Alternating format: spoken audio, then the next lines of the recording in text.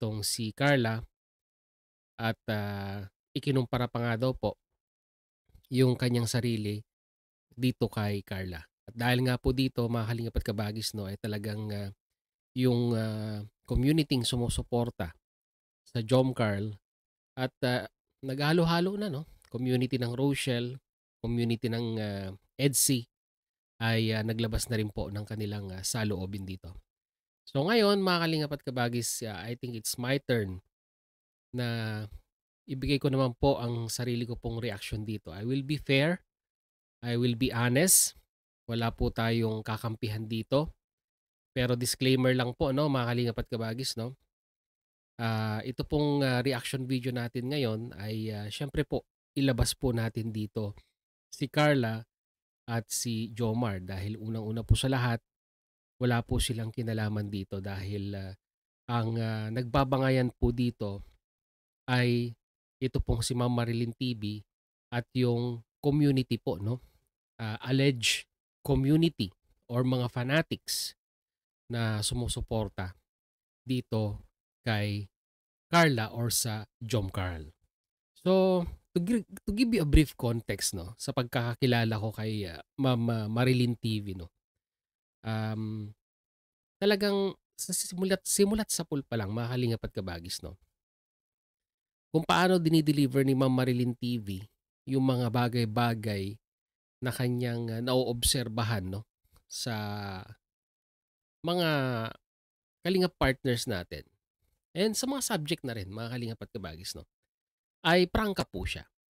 Hindi po siya yung tipikal na individual na makikitaan natin na talagang hindi 100% yung ibinibigay na saloobin sa kanyang mga subscribers, sa kanyang mga supporters, lalong-lalo na po 'pag nagla-live. So, si Ma'am Marilyn TV sa pagkakakilala ko sa kanya 'no, although nagkakilala lamang po kami dito rin po sa platform na ito, ay masasabi po natin talagang kung paano siya magsalita 'no, talagang prangka at may mga individual or may mga kababayan po tayo na hindi po nila masabayan yung level ng pagiging prangka po 'no, ni Ma'am Marilyn TV.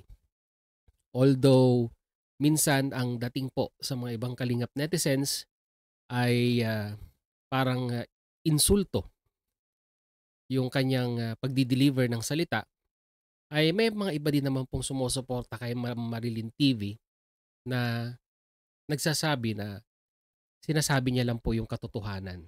Sabi nga daw po nila ay truth hurts ika nga.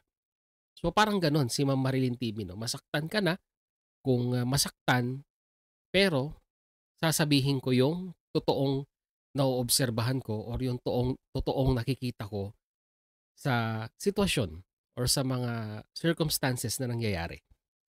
So ito na nga mga kalingap at kabagis 'no, nag-live siya 5 days ago at nire-reactionan niya yung interview ni Kalingap Rab dito kay Carla.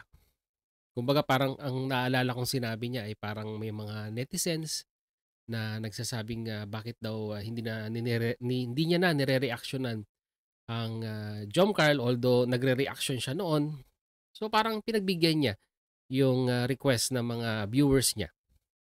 Unluckily, mga kalingap at kabagis 'no, nung time na ginagawa niya na po ng reaksyon ay may mga panatiko 'no, or supporters ang Jomcarl community ang pumasok sa kanyang live streaming at nagsabi ng hindi po mga magagandang salita. So ang unang nag-initiate base po dito sa ating mapapanood, kaya po siya nakapag-react ng gano'n mga kalingap at kabagis, ay dahil po sa isang comment ng alleged, di natin alam kung talagang member po ng grupo ng community ng Jomcarl or let's say sabihin na nating panatiko. Do'n po nagsimula na nag-rage yung emotion ni Ma'am Marilyn TV at dito na siya sabihin na nating nag-outburst or siguro kahit sino naman po 'no, mga kalingap at kabagis ay minsan may mga pagkakataon na hindi natin nakokontrol ang ating feelings ika nga 'no, sa mga bagay-bagay na nababasa natin or naririnig natin. So dito na po natin sisimulang titimbangin kung, ano ang punot dulo, sino ang may mali, at, saan hahantong itong, usapin na ito. So simulan na natin mga kalingap at kabagis 'no.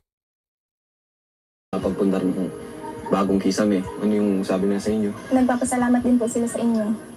Kasi po yan, hindi naman po nila, kahit Ay, tulong sa lawa. Excuse Ayun, 'di ba? Dito na siya nagsimula mga kalingap at kabagis 'no. Meron siyang nabasa na comment. Although ngayon hindi na available yung, live comment section niya. Dinisable na po siguro ni Ma'am Marilyn TV for some certain reasons dahil nga po sa bashing. Pero dito po nagsimula ang, na medyo umangat ang kanyang emotion 'no, nung may nabasa siya na nag-comment allegedly na tulo laway, 'di ba? So ibig sabihin, yung nag-comment na ito mga kalingap at kabagis ay supporters, nanonood at, sinusuportahan ang Jomcarl. Nag-comment na tulo laway daw si Ma'am Marilyn TV kay Carla. So dun na nagsimula ang kanyang, sabihin na nating tumaas ang kanyang BP at that time. At, siguro, out of context ay, alam naman natin na may history si Ma'am Marilyn TV sa mga founder or yung mga alam niyo po marami po kasing marami po kasing grupo ang, Jomcarl. Hindi lamang po iisa. Marami po ang sumusuporta sa Jomcarl.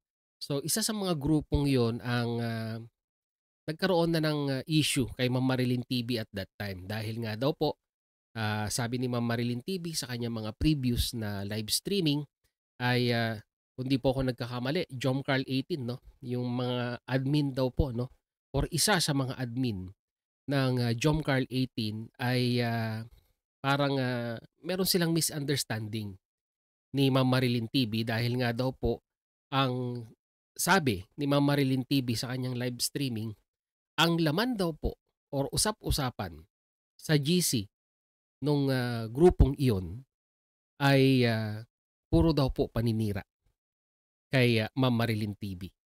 So in-address niya na 'yon nung time na 'yon at, nagkausap naman po yata sila at that time.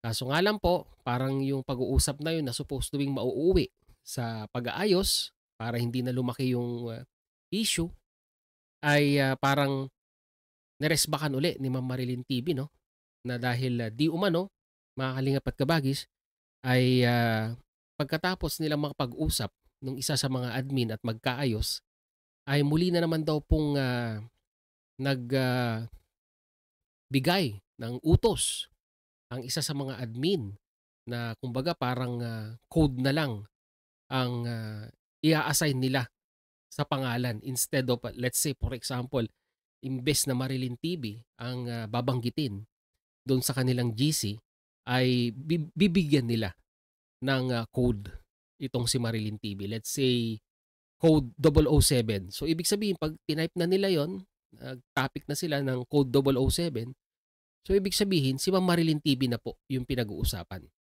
So ibig sabihin mga kalingap at kabagis 'no, ay hindi po natapos doon ang issue regarding sa isa sa mga admin ng, Jomcarl. Kung hindi po ako nagkakamali, correct me if I'm wrong mga kalingap at kabagis 'no, Jomcarl 18 ay, isa sa mga admin doon ang talagang, nagkaroon po ng issue between, Ma'am Marilyn TV. So simula noon mga kalingap at kabagis ay hindi na na-resolve, sa pagkakaalam ko po, hindi na po na-resolve yung issue na iyon. So hanggang dito sa muling, pagrereaksyon ni Ma'am Marilyn TV kay Carla ay, nakakuha ng tiyempo or ng pagkakataon na muli pong i-bash si Ma'am Marilyn TV. Na tulo laway nga daw po yung, kinoment 'no, base po sa, pagkakasabi ni Ma'am Marilyn TV dito.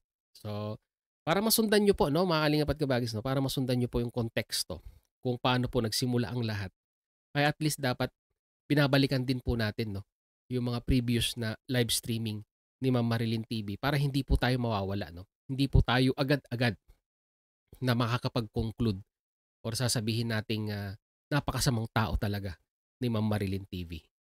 So, pagpatuloy po natin.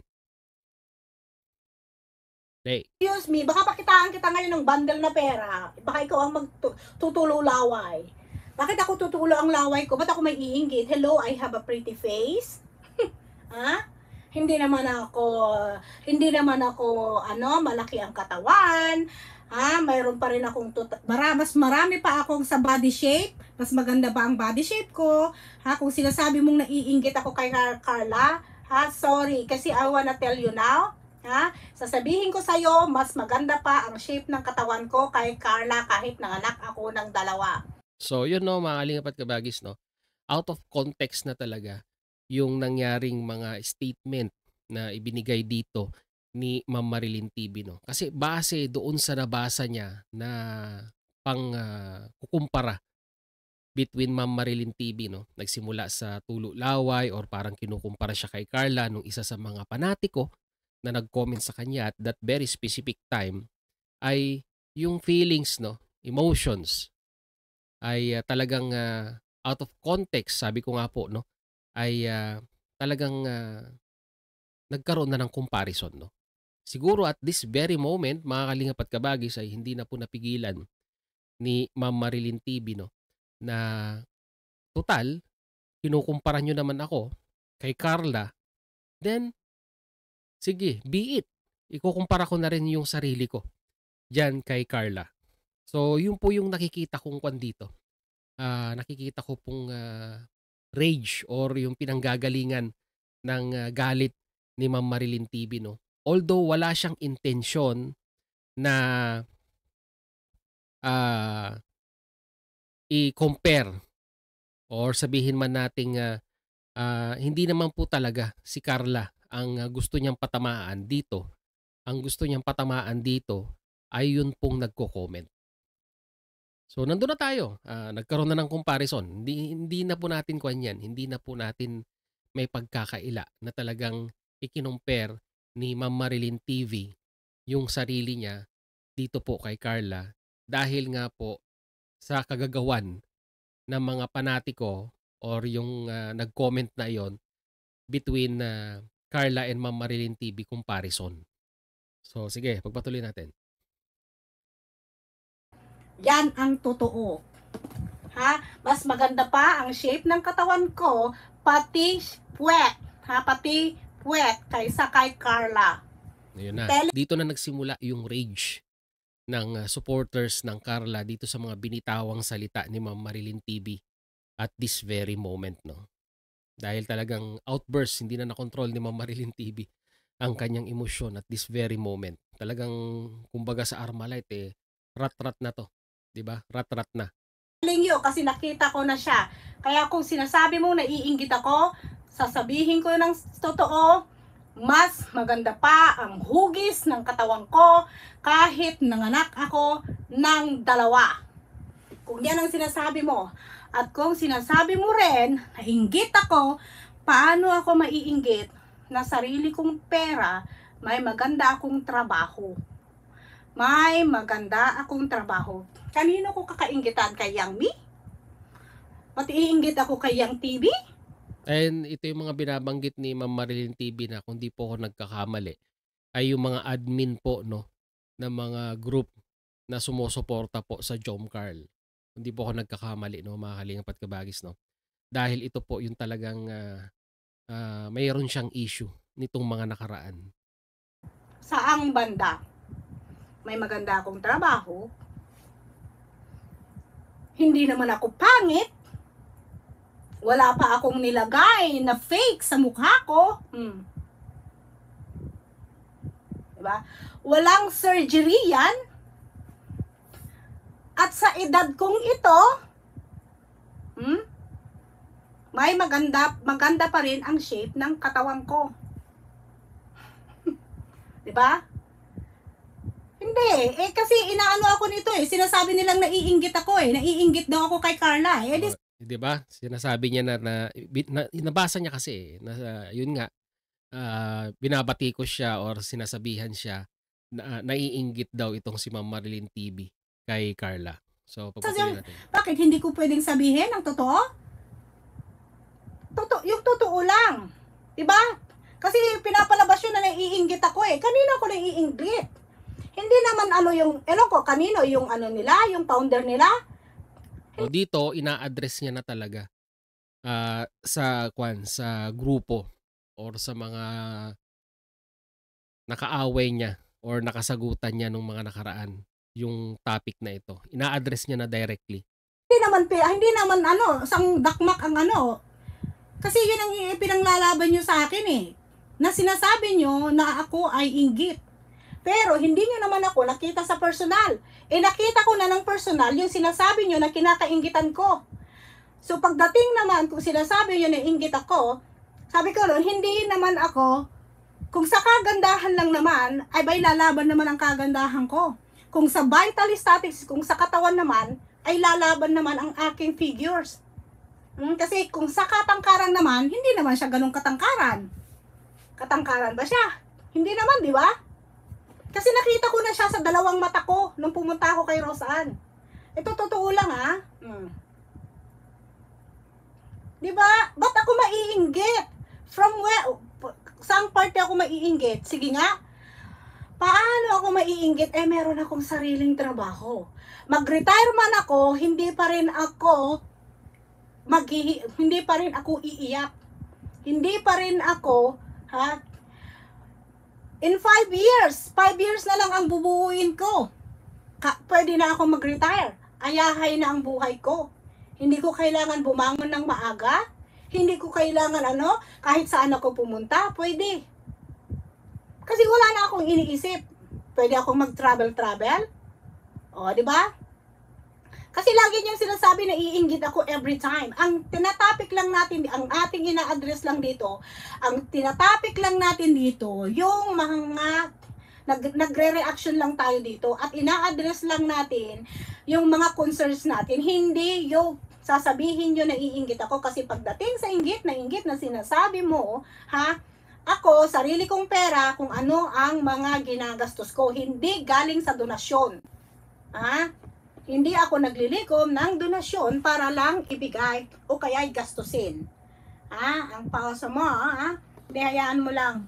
'Di ba? Kasi lagi niyang sinasabi, yun ang lagi niyang sinasabi na iinggit ako eh. Kasi kung sinasabi yung naiinggit ako, hindi naman pwedeng mainggit ako sa perang tinatanggap nila. Kasi yan mga donasyon lang naman yan, tulong lang naman yan, 'di ba? 'Di ba? Mga tulong lang naman yan. Kakainggitan ko yon, isa nga kami sa tumulong. Kung sabihin niyang naiinggit naman ako, dahil sila ay napabahayan, abay may bahay naman ako. Pagkakuha ko ng green card ko, bumili kaagad ako ng sarili kong bahay dito sa Amerika. Para hindi sabihin na ako ay palamunin at umaasa lang at gold digger sa asawa ko. Hindi ako klaseng ganon na tao at Pilipino. At kung sa Pilipinas naman, meron naman akong mga naipundar. Bago ako pumunta rito sa Amerika, kahit papaano naman, ay may bahay naman akong sarili. Hindi naman ako naging pasanin. O kaya hindi naman ako naging, unutil. O hindi naman ako binuhay ng lalaki. So dito nagkakalabasan na ng mga kalingap at kabagis, no? Achievements. Nilalabas na ni Ma'am Marilyn TV ang kanyang mga achievements sa kanyang buhay dahil nga po sa simpleng sa simpleng comparison lang ng bashers or bashers niya na galing po sa community ng Jomcarl. So ito na nga mga kalingap at kabagis, total medyo nagkaroon na po tayo ng konteksto regarding nga po dito sa kumakalat na mga nag-reaction video regarding sa body shaming daw po na sinabi ni Ma'am Marilyn TV. Although ito po ang aking masasabi dito. Yes, mga kalingap at kabagis, no? Nagkaroon ng comparison. Nagkaroon po ng comparison regarding nga po dito sa kay Carla at kay Ma'am Marilyn TV. Bakit po nagkaroon ng comparison? Unang-una po sa lahat, kagagawan po nung bashers ni Ma'am Marilyn TV na miyembro po ng admin ng grupo ng Jomcarl. At yung admin na yan ay may standing history between Ma'am Marilyn TV at dito po sa admin na ito. Meron po silang misunderstanding or meron silang mga bagay-bagay na hindi sinasang-ayunan sa isa't isa, punto per punto. So ibig sabihin, sila, opposing, ika nga, no? Lagi silang nag-o-opposing ng kanilang mga saloobin regarding sa kanilang mga sinusuportahan sa programa ng Kalingap. Opo, may pagkakamali po si Ma'am Marilyn TV dito. Bakit po? Unang-una po sa lahat, kasi po, dapat sa simula pa lamang ng statement niya ay hindi niya na sana sinabi yung comparison between kay Carla at sa kanya. Yun po yung isang nakikita kong malaking pagkakamali na nagawa ni Ma'am Marilyn TV dito, no? Mahaling Hapat Kabagis. Nagkaroon ng comparison. Kung ikinumpare na lamang po sana ni Ma'am Marilyn TV, although on the later part ng kanyang statement, yung comparison ay napupunta na dun sa admin, pero sa simula sa pool pa lamang po sana ay hindi na po isinali or hindi na ikinumpare kay Carla. Although kagaya nga po na sinabi ko kanina, hindi po natin maiiwasan dahil minsan pag emosyon na ang pinag-uusapan ay talagang minsan hindi na po tayo nakakapag-isip ng diretso. So yun po yung nakikita ko pong kadahilanan dito. And one of the reason na rin po, Mahaling Hapat Kabagis, ay yung history nung admin or yung mga members ng grupo ng Jomcarl na nakainitan ni Ma'am Marilyn TV at that time. So, yun po yung una. May pagkakamali si Ma'am Marilyn TV. And ang problema rin po dito, Mahaling Hapat Kabagis, sa community. No? Sa community ng Jomcarl. Although, let's say, sabihin natin na maganda ang intensyon ng grupo ng Jomcarl. Sinusuportahan si Carla, sinusuportahan yung mga 100%, talagang pang Carla lang talaga. Kasi nga, grupo ng Jomcarl yan eh. So, ibig sabihin, ang suporta ay na kay Jomar at na kay Carla. Probably na kay Carla po dahil siya po yung beneficiaries. Ang problema dito, yung issue nila ni Ma'am Marilyn TV na hindi po naayos noon pa. Kasi ang claim, bakit kasi nga daw po sa GC, sinisiraan si Ma'am Marilyn TV. Sa GC nila ay sinisiraan si Ma'am Marilyn TV. May mga bagay-bagay na hindi sinasabi sa kanya. Hindi, yun nga po.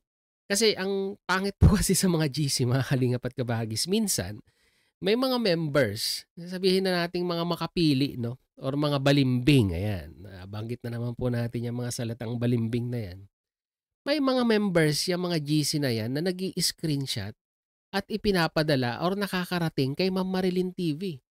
So, hindi po natin masisisi minsan si Ma'am Marilyn TV na magalit dito sa mga admin na nakausap niya na akala niya ay ayos na ang lahat. Pero pagtalikod ay paninira pa rin kay Ma'am Marilyn TV ang kanilang ginagawa.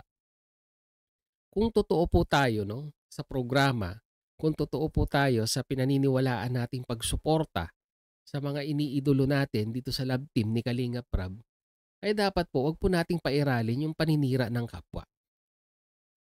Yun lang po ang nakakuan ko dito, Mahaling Hapat Kabagis, no. Isa sa mga nakikita ko pong reason kung bakit po yung pakikidigma ni Ma'am Marilyn TV ay tuloy-tuloy pa rin.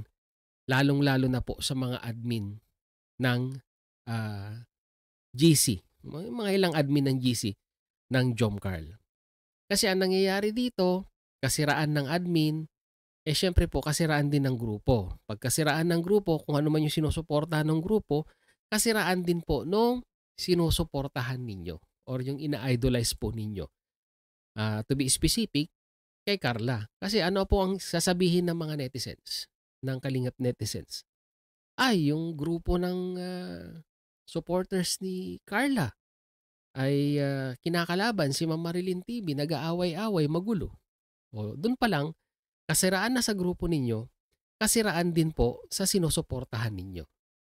E kung maano man lang na mag-unite tayo, walang issue, kumbaga pagtulong lang, o edi mas maganda po sana pag ganoon. Pero sabi nga po nila, mga Kalingap at Kabagis, no, damage has been done, regarding nga po dito sa statement na binigay ni Ma'am Marilyn TV. Paano po ito matatapos? Well, mga kalingap at kabagis, no, matatapos lamang po ito kung magkakaroon na po ng interference between it's either kay Kuya Bal Santos Matubang or kay Kalingap Rab. Kausapin yung mga involved na mga admin na sabihin na nating fire starter sa mga issue regarding kay Marilyn TV. Pagharapin-harapin sila, di ba? Pagharap-harapin sila in total magkakaibang parte ng mundo sila na naka-base. O di magkaroon ng magkaroon ng sabihin na nating webinar, parang ganon, di ba? Isang mag-meeting sila online. Pagharap-harapin at pag-usapan yung mga dapat na pag-usapan para po yung punto, yung mga pinaglalaban ay ma-discuss at ma-desisyonan ng founder at or ni Kalingap Rab. Dahil sabi ko nga po sa inyo, mga Kalingap at kabagis, no, by the end of the day, ang kinakaladkad po nating pangalan ay pangalan po ng Kalingap dahil dun po tayo naka-affiliate. Tama po ba ako o mali? So, yun, no, mga Kalingap at kabagis, sana po naging malinaw or naging maayos po. No? Sabi ko naman po sa inyo, wala po tayong kakampihan dito, bagkus titimbangin po natin kung ano po yung mga dapat po nating timbangin. And at the same time, ay maliwanagan din yung mga viewers, no, regarding po dito sa issue na kinaharap ni Ma'am Marilyn TV regarding sa body shaming. Na nagsimula naman po lahat-lahat talaga ito sa hindi pagkakaintindihan ni Ma'am Marilyn TV at sa mga admin ng mga grupo ng Jomcarl supporters. So sana mapanood ni Kuya Bal or mapanood ni Kalingap Rab itong reaction video na ito. It's about time to step up, no? Although sabihin man nating supporters lang kami or supporters lang yung nagkakaroon ng bangayan, Kalingap community pa rin po, no, ang involved dito. At pag sinabi po nating Kalingap, syempre po, no, pangalang Kuya Bal Santos Matubang at Kalingap Rab ang nakapaloob dyan. At sana, mga darating na araw, ay makita natin, no, na mariresolve po itong issue na ito. So yun, mga Kalingap at kabagis, no, yun lang po ang ating ilan. Hindi pa umabot ng kalahating oras na komentaryo regarding po dito sa naging statement or comparison ni Ma'am Marilyn TV kay Carla. At sabi nga po ng iba, nililabel nila as body shaming. So yan ang mga Kalingap at kabagis na muli. Maraming salamat dahil sa dulo po ng ating reaction video ngayong araw na ito ay nasamahan niyo po muli si Jubilito TV Official. At muli po, lalambing po ang inyong host. Sa mga hindi pa po nakasubscribe sa channel ni Kuya Val Santos Matubang at End of Vlogs Kalingap Rab, Roel of Malalag. Suportahan po natin, subscribe ang kanilang mga YouTube channel. At ganoon din po, baka mayroon pa pong hindi nakasubscribe dyan, no, sa ating official YouTube channel. Subscribe nyo na po, Jubilito TV Official. So yun, hanggang dito lang mga Kalingap at kabagis. So once again, this is Jubilito TV Official. Proud member po ng team ko sa Karepa Year 2024. As I always say, mga Kalingap and kabagis, peace, God first. God bless po. Babush!